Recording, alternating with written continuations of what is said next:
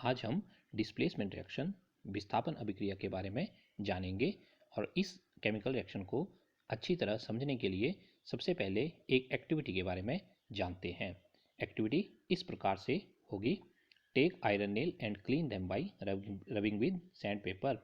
एक लोहे की कील लेंगे और उसे सैंड पेपर से अच्छी तरह से साफ कर देंगे। Take about 10 millilitre of copper sulphate solution in a test tube. फिर हमने कॉपर सल्फेट सॉल्यूशन जिसका फॉर्मूला होता है CuSO4 वो टेस्ट ट्यूब में लगभग 10 मिलीलीटर लेना है। उसके बाद नेक्स्ट स्टेप में immerse the iron nail carefully in copper sulphate solution in test tube for 20 minute. 20 minute के लिए लोहे की कील को कॉपर सल्फेट के विलयन में डुबोकर रखना है। After 20 minute take out the iron nail from the copper sulphate solution. 20 minute के बाद लोहे की कील को कॉपर सल्फेट के विलयन से बाहर निकाल देना है। इस एक्टिविटी को करने के बाद हमें ध्यान से कुछ चीज़ें ऑब्जर्व करनी है, वो इस प्रकार से होंगी। Compare the intensity of the blue colour of copper sulphate solution. सबसे पहले हमें कॉपर सल्फेट का सॉल्यूशन जो ब्लू कलर का होता है उसकी तीव्रता को चेक करना है कि क्या वो पहले की अपेक्षा कम फीका हो चुका है या अधिक डार्क हो चुका है। और उसके बाद साथ में ही also compare the colour of the iron nail dipped in the copper sulphate solution. साथ में ही हमें लोहे की कील जो हमने कॉपर सल्फेट के सॉल्यूशन में 20 मिनट तक के लिए डुबोई थी उसके कलर में भी देखना है कि कोई परिवर्तन या चेंज तो नहीं आया हुआ है। चलिए अब इस प्रैक्टिकल को एक्टिविटी को करके ही देख लेते हैं। चलिए अब हम एक्टिविटी करने के लिए पूरी तरह से रेडी हैं। हमारे पास कॉपर सल्फेट का सॉल्यूशन है जो ब्लू कलर का है, ये वाला। साथ में हमारे पास एक कील है जो हमने सैंड पेपर से बिल्कुल साफ की हुई है। अब हम कॉपर सल्फेट के सॉल्यूशन को बीकर में डालते हैं। उसके बाद लोहे की कील को कॉपर सल्फेट के सॉल्यूशन में डिप करेंगे और जैसे ही कील को डिप करेंगे ये रिएक्ट करना स्टार्ट कर देगी।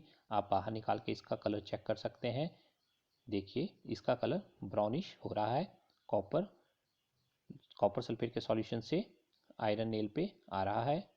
यदि हम इस कील को लगभग 20 मिनट से लेके आधे घंटे तक डुबो कर रखेंगे तो इसके कील के कलर तो चेंज होगा ही होगा, कॉपर सल्फेट के सॉल्यूशन का कलर भी चेंज हो जाएगा और ये लाइट ब्लू से लाइट ग्रीन बदल जाएगा। ध्यान से देखिएगा, हमने ये सॉल्यूशन तो अभी आपके सामने डाला हुआ है, परंतु एक लोहे की कील हमने इसी सॉल्यूशन में आधा घंटा पहले भी डाली हुई थी। उसका कलर देखिए। अब आप देखिए कॉपर सल्फेट का सॉल्यूशन ब्लू कलर से ग्रीन कलर का हो चुका है और कील के ऊपर बहुत सारा कॉपर डिपॉजिट हो गया है। चलिए अब हम अपनी एक्टिविटी को पूरा कर चुके हैं और हमने दो चीज़ें ऑब्जर्व की। हमने देखा कि ब्लू कलर का सॉल्यूशन जो था हमारा वो लाइट ग्रीन कलर में चेंज हो गया और साथ में ही हमने देखा कि लोहे की कील के ऊपर कलर चेंज हो गया। ऐसा लग रहा था कि सारे का सारा कॉपर जो था उसी के ऊपर डिपॉजिट हो गया है। तो अब इस एक्टिविटी को करने के बाद हमारे माइंड में दो क्वेश्चन अराइज हो रहे हैं। Question 1, why does the iron nail become brownish in the color and blue color of copper sulfate solution fade? लोहे की कील का रंग भूरा क्यों हो गया और कॉपर सल्फेट का विलयन नीला जो था वो मलिन क्यों पड़ गया, वो फेडेड क्यों हो गया? तो देखिए इसका आंसर इस तरह से होगा। हमने कॉपर सल्फेट का सॉल्यूशन लिया जो एक्वस फॉर्म में था और साथ में ही हमने आयरन लोहे की कील ली। लोहे ने कॉपर को कॉपर सल्फेट के सॉल्यूशन से डिस्प्लेस करना स्टार्ट कर दिया और उसके स्थान पर खुद पहुंच गया। फेरस सल्फेट आयरन सल्फेट बन गया और कॉपर को डिस्प्लेस करके सॉल्यूशन से ही बाहर निकाल दिया। तो हम कह सकते हैं in this reaction iron has displaced और removed another element copper from copper sulphate solution, या इस अभिक्रिया में लोहे या आयरन ने दूसरे तत्व कॉपर को कॉपर सल्फेट के विलयन से डिस्प्लेस्ड या विस्थापित कर दिया। तो इस प्रकार से अब हमारे पास डिस्प्लेसमेंट रिएक्शन की डेफिनेशन आ चुकी है। हम समझ चुके हैं कि a chemical reaction in which more reactive element, देखिए फेरस जो था वो ज़्यादा रेक्टिव था, कॉपर से displace less reactive element, copper less reactive था फ्रॉम इट्स कंपाउंड, और कॉपर का कंपाउंड जो था हमारे पास वो था कॉपर सल्फेट। तो आयरन ने कॉपर सल्फेट के सॉल्यूशन से लेस रेक्टिव कॉपर को डिस्प्लेस कर दिया और उसकी जगह पर खुद आ गया और कॉपर सल्फेट का सॉल्यूशन कन्वर्ट हो गया फेरस सल्फेट में। तो इसी को डिस्प्लेसमेंट रिएक्शन कहा जाता है। वह अभिक्रिया जिसमें कम अभिक्रियाशील धातु अधिक अभिक्रियाशील धातु से विस्थापित हो जाए उसे विस्थापन अभिक्रिया कहते हैं। वह अभिक्रिया जिसमें अधिक अभिक्रियाशील धातु कम अभिक्रियाशील धातु के लवण से धातु को विस्थापित कर दे उस अभिक्रिया को विस्थापन अभिक्रिया कहते हैं।